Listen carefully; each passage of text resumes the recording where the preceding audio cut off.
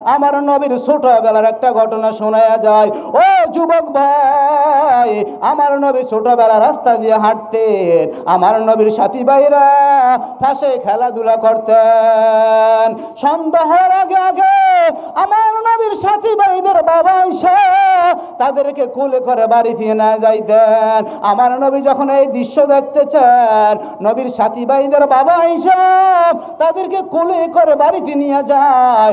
আমার নবী কাঁদতে কাঁদতে বাড়িতে চলে যায়। বাড়িতে যাওয়ার পর নবীর মা আমেনা বলে, ও বাবা মুহাম্মদ, তোমাকে কে মেরেছে? তোমাকে কে মেরেছে একটু বলো। তোমার দাদা আব্দুল মুত্তালিব হলো এই মদিনার প্রেসিডেন্ট, ঠিক কিনা বলুন?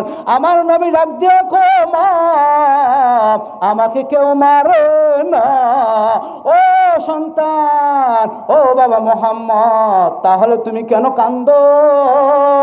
আমার নবী বলে, ও মা, আমার সাথী ভাইরা যখন বিকালবেলা খেলাধুলা করে, আমি দেখি সন্ধ্যা হওয়ার আগে আগে তাদের বাবা এসে তাদেরকে কোলে করে আদর করে বাড়িতে নিয়ে যায়। ও মা, আমার বাবা কই? আমার বাবার কোলে উঠতে আমার মনে চায়। এই খবর যখন আম্মা জান আমেনা ওই নবীর দাদা আব্দুল মুত্তালিবের কাছে যখন খবরটা নিয়ে যায়, আমার নবীর মা বলে, ও আমার শ্বশুর আব্বা, আপনার নাতি বাবার জন্য কান্দে। খাজা আব্দুল মুত্তালিব বলে, ও মা আমেনা গো, আমারে কি শোনাইলা? আব্দুল্লাহ আমার ছোট ছেলে, আমার আদরের ছেলে, আমিও তো আব্দুল্লাহকে হারায়া বড় পাগল। এবার দাদা আব্দুল মুত্তালিব বলে, ও মাইমান, 5 জনের একটা কাফেলা করে দিলাম, আমার নাতির নিয়ে যাও বাবার কবর জিয়ারতের জন্য। ওই 5 জনের কাফেলা নিয়ে সঙ্গে ছিলেন মা আমেনা। বহু দূরের রাস্তা হাঁটতেছেন হাঁটতেছেন হাঁটতেছেন হাঁটতেছেন শিশু নবী মা আমেনার কোলে। আজ নবী বাবার কবর দেখতে যাইতেছে এমন একটা জায়গা আসলো, মা আমেনা হঠাৎ করে দাঁড়িয়ে গেলেন। আমার নবী বলে, মা এখন কেন হাঁটো না, কেন দাঁড়ায় গেল? মা আমেনা দাঁড়ায় চোখের পানি পালাইয়া কান্দে। মা আমেনা দাঁড়ায় চোখের পানি ফালাইয়া কান্দে। বলে, মা তুমি কেন কাঁদো? আমেনা বলে, যার জন্য এখানে আসলাম। ও মা, তুমি কেন কান্দো? আমার নবীর মা আমেনা বলে, তোমার বাবার কবর, ওই যে দেখো তোমার বাবার কবর। আমার নবীকে যখন কুল থেকে নামায়া দেয়, আমার নবী বাবার কবরে বসে যায়। আমার নবী বাবার কবরের মাথার দিকে দাঁড়ায় বলে, বাবা, আমি তোমার সন্তান মোহাম্মদ আসলাম, আমার একটু কোলে নেও না। কোনো আওয়াজ নাই। আবার নবীর বাবার কবর ডান দিকে দাঁড়ায় বলে, ও বাবা, আমি তোমার সন্তান মোহাম্মদ, একটু কোলে নেও না। কোনো আওয়াজ নাই। এবার আমার নবীর বাবার কবর ঝরে কান্দে আর বলে, বাবা, বড় আশা করে আসলাম, আমার একটু কোলে নিবা, আমার একটু কোলে নিবা। আম্মা জান আমেনা বলতেছে, আমি শুনতেছি কবরের ভিতরে কান্নার আওয়াজ। আম্মা জান আমেনা বলে, আমি শুনতেছি কবরের ভিতরে কান্নার আওয়াজ। আম্মা শিশু নবীর মা বলে, ও বাবা মুহাম্মদ, আর কাঁদিস না, তোমার কান্দা আমি সহ্য করতে পারি না। আমি মায়ের কোলে আয়। ও যুবক, লম্বা ইতিহাস আলোচনা করলে ঘন্টার পর ঘন্টা চলে যাবে, আলোচনা শেষ হবে না। নবীকে নিয়ে কিছুদিন মা আমেনা নবীর নানার বাড়িতে থাকলেন। মক্কা আসার পথে আবওয়া নামক স্থানে মা আমেনা বলে, ও উম্মে আইমান, আমার শরীরটা কেন জানি ভালো লাগে না, তুমি তাঁবুটা নাও। ওরে আম্মা আইমান, আমার শরীরটা কেন যেন গরম হয়ে আসতেছে। আমার নবী ডাক দিয়ে, মা, আমি বাবাকে হারাইলাম, তুমি আমাকে ছেড়ে চলে যেও না। উম্মে আইমান আম্মা জান আমেনার মাথায় পানি দেয়। আম্মা জান আমেনা বলে, উম্মে আইমান, বেশি পানি খরচ করিও না, আমার সন্তান মোহাম্মদ পানি কোথায় পাবে? আমেনা বলে, উম্মে আইমান, আমার সন্তান মোহাম্মদ আমার কোলে আইনা দে। আমেনা কি করলেন? শিশু নবী যখন কাছে আসলেন, আমার নবীর দুইটা গাল দুইটা চুমু দিয়ে মা আমেনা দুনিয়া থেকে বিদায় হয়ে গেলেন। আমার নবী কান্দে, আমি বাবাকে হারাইলাম, আজ আমি মাকে হারাইলাম। আমার নবী মায়ের দাফন সম্পন্ন করে মক্কায় চলে গেলেন। মক্কা যাওয়ার পর খাজা আব্দুল মুতালিবের গলা ধরে কান্দে আর বলে, ও দাদা, ও দাদা, এই মক্কা নগরে আমার মতো এতিম আর কেহ নাই। আমি বাবাকে হারাইলাম, আমি মাকে হারাইলাম, আমার মতো এতিম এই মক্কা নগরে আর কেহ নাই। ও আমার পানের মা, মা গো মা, কোথায় গেলে মোরে ছাড়িয়া? জনম দুঃখী এতিম আমি, চায় না কেহ ফিরিয়া। জনম দুঃখী এতিম আমি, চায় না কেহ ফিরিয়া। আমি যখন ছোট ছিলাম মায়েরই উদরে চলাফেরা করলেন যে মা, কত কষ্ট করে। আমি যখন ছোট ছিলাম আমার মায়ের উদরে চলাফেরা করলেন যে মা, কত কষ্ট করে। এমন মাকে কেমনে আজি, এমন মাকে কেমনে আজি যাব আমি চারিয়া। ও আমার প্রাণের মা, মা গো মা, কোথায় গেলে মোরে ছাড়িয়া? জনম দুঃখী এতিম আমি, চায় না কেহ ফিরিয়া। জনম দুঃখী এতিম আমি, চায় না কেহ ফিরিয়া। জীবনের মূল কষ্ট মায়ের প্রসব বেদনা,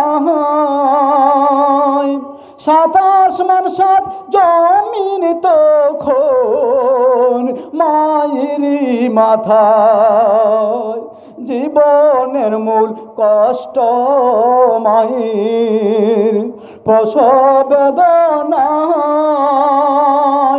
সাত আসমান সাত জমিন তখন মায়েরই মাথায়।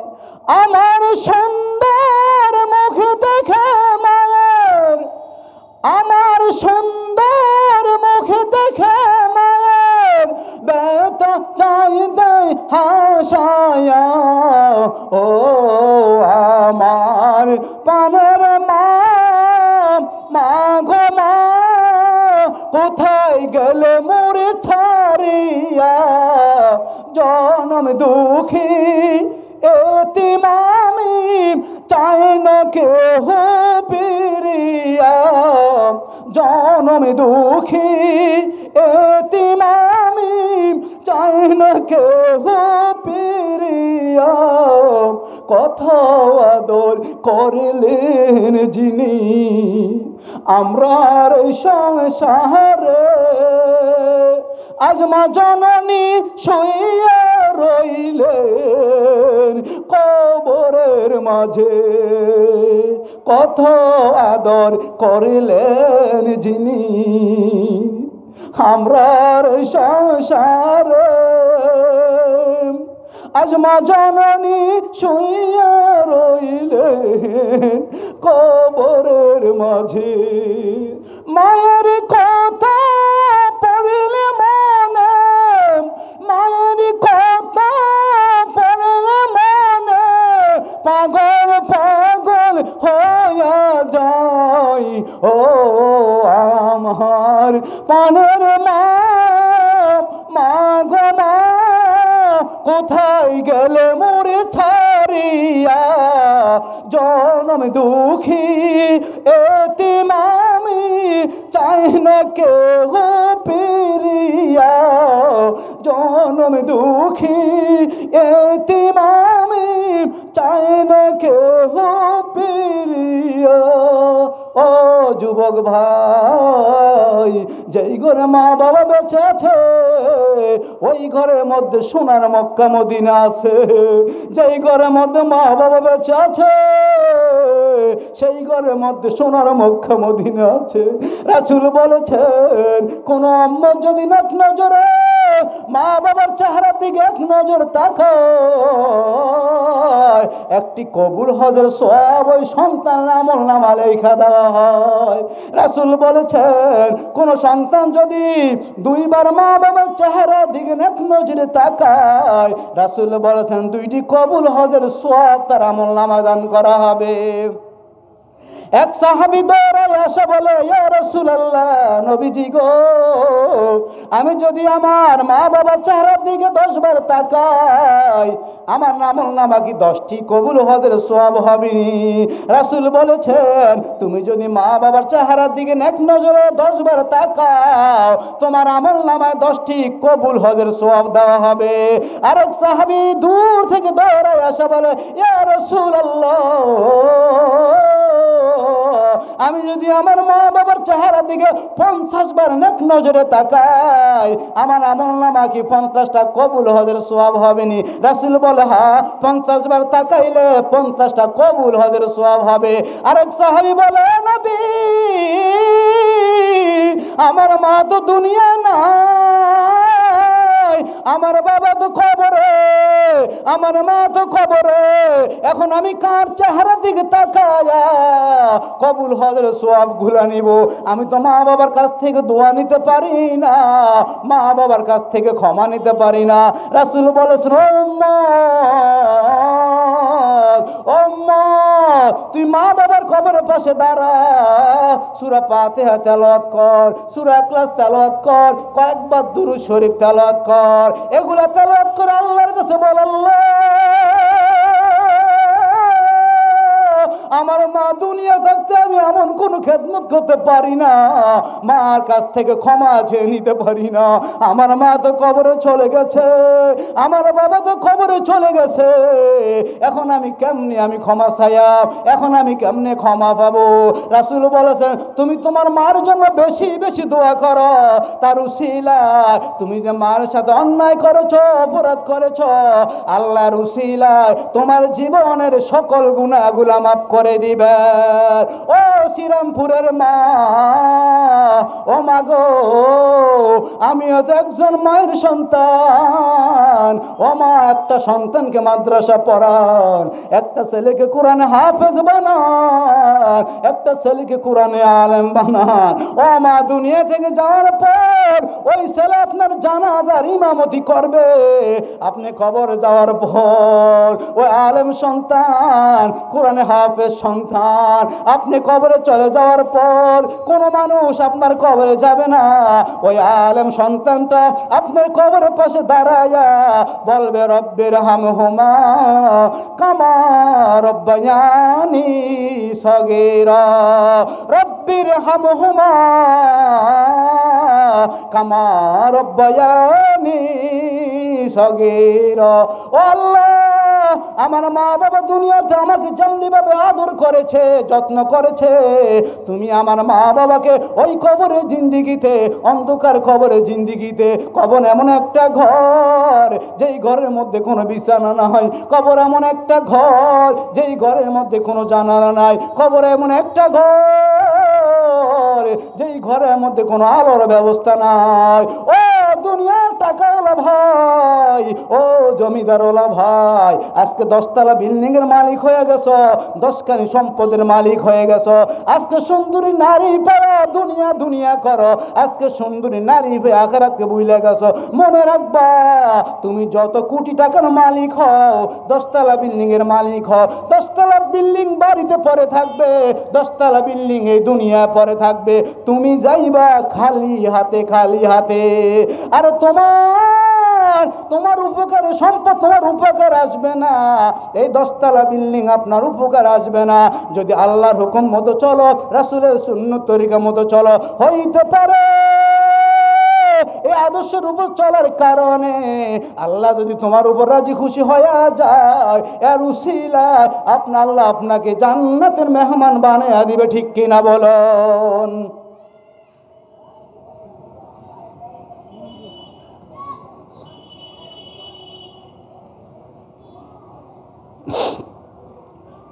সম্মানিত মুসলিয়ানি কারাম,